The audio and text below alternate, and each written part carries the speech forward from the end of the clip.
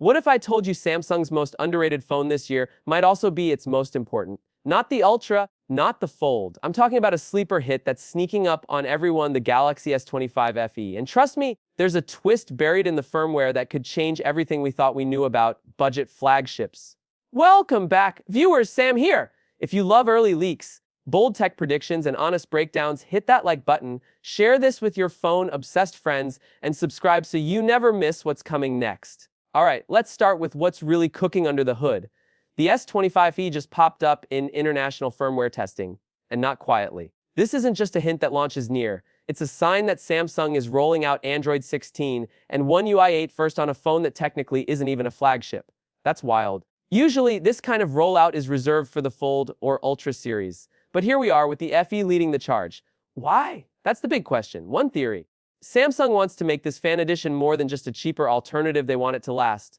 With One UI 8 baked in at launch, early reports suggest it'll get up to 7 years of updates. That's beyond flagship territory. That's pixel-level commitment for a phone that might launch under $700. Now hold up, before you celebrate, there's a little twist. The chip inside, it's the Exynos 2400. Yep, not the new Exynos 2500, and definitely not Snapdragon. And if you've been burned by Exynos in the past, I get your hesitation. But here's the thing. Samsung's been quietly improving it. The Exynos 24 already showed better heat control and app performance. And if the same team's tuning the S25 FE, we might actually get smooth performance without Snapdragon-level pricing. But performance is just one piece, the selfie game.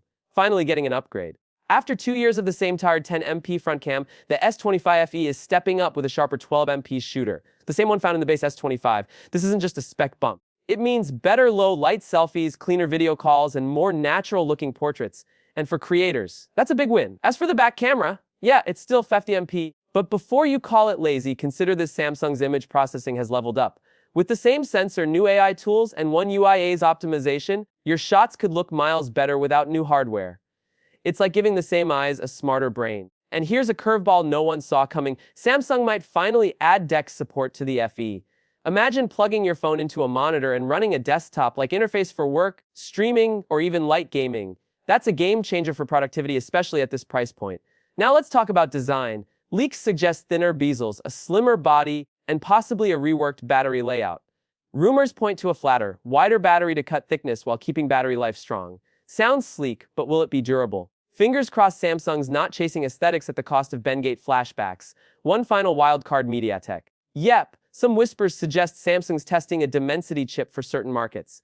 It's not confirmed, but if true, it could offer even better thermal control and battery efficiency. Would fans accept a MediaTek-powered Galaxy? That debate is coming. So who's this phone really for? Not spec chasers, not camera snobs, but if you want long software support, solid former selfies, and real-world usability, the S25 FE might be your perfect match. Still on the fence? With a rumored $650-$700 price tag, it's a decision between short-term speed or long-term value. But if Samsung delivers even 80% of what's being teased, this might be the smartest FE yet. Would you take a software-first phone with solid basics over a flashy flagship?